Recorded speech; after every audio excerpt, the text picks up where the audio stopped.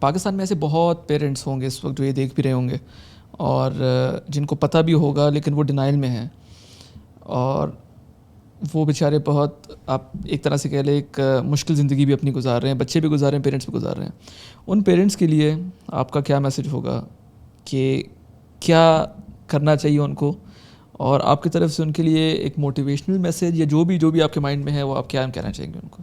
دیکھیں, میں جب بھی ڈائگنوز کرتی ہوں نا بچہ, تو میں ایک چیز ہمیشہ پیرنٹس کو کہتی ہوں کہ بجائے اس کے کہ آپ اپنی ساری انرجی یا ایموشنز اس بات پہ ویسٹ کریں کہ ہائے میرے بچے کو کیا ہو گیا, آپ اس بات پہ لگائیں کہ میں نے اب اس کی زندگی بہتر کرنی ہے. ٹھیک ہے, یہ ڈائگنوز ہو گیا ہے, یہ باقی بچوں سے ڈفرینٹ ہے, لیکن اب میری ایفرٹس کے ساتھ یہ بچہ ایک نارمل زندگی گزار سکتا ہے. ہم پہلے 2 سال 3 سال ضائع کر دیتے ہیں ڈینائل میں رہ کے, تکلیف میں رہ کے, مدرز ڈپریشن میں چلی جاتی ہیں. تو اپنی انرجی کو بجائے وہاں پہ ویسٹ کریں, آپ اس بات میں لگا دیں کہ میں نے اپنی ایفرٹ کر کے اس بچے کو بہتر کرنا ہے, اور یہ بچہ بہتر ہو سکتا ہے. جب تک آپ کا اپنا مائنڈ سیٹ پازیٹیو نہیں ہوگا, اس کو لے کے آپ میں پیشنس نہیں ہوگی, آپ اس بچے کو نہیں ہیلپ کر سکیں گے.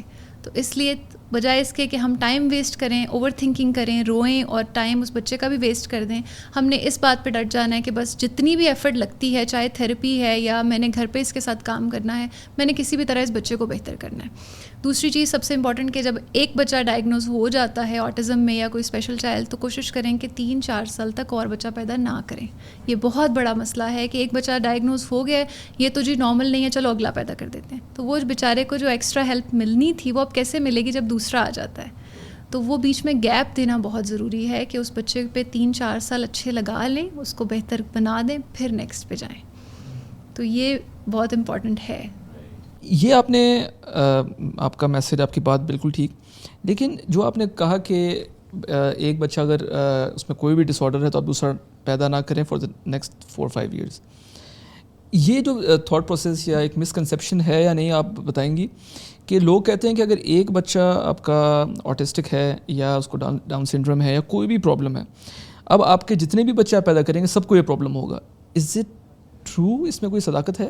آٹزم کا اگر ہم بات کریں تو یہ کچھ حد تک صحیح بھی ہے کہ آٹزم اگر ایک بچے کو ہوتا ہے تو چانسز ہیں کہ دوسرے بچے کو بھی ہوگا یا سارے بچوں کو ہوگا, لیکن یہ 100% ٹرو نہیں ہے. ایسے بھی ہم نے کیسز دیکھے ہیں جس میں ایک بچے کو آٹزم ہے, باقی بالکل ٹھیک ہیں, ایک بچہ ڈاؤن سنڈروم والا ہے, باقی بالکل ٹھیک ہیں. تو یہ ڈپینڈ کرتا ہے کہ آپ کی فیملی ہسٹری کتنی ہے. اگر تو فیملی ہسٹری بہت اسٹرانگ ہے تو پھر چانسز بڑھ جاتے ہیں کہ باقی بچوں میں بہت رسک ہائی ہے, لیکن اگر فیملی ہسٹری نہیں ہے تو پھر اتنے زیادہ چانسز نہیں ہوتے. نارملی ہمیں یہ دیکھنے کو ملا ہے کہ ایک بچے کو اگر ہوا ہے تو باقیوں کو نہیں ہوتا, لیکن بائی دا بک اگر ہم چلیں تو پھر وہ یہی بتاتی ہے کہ رسک ہوتا ہے, ہائی رسک ہے.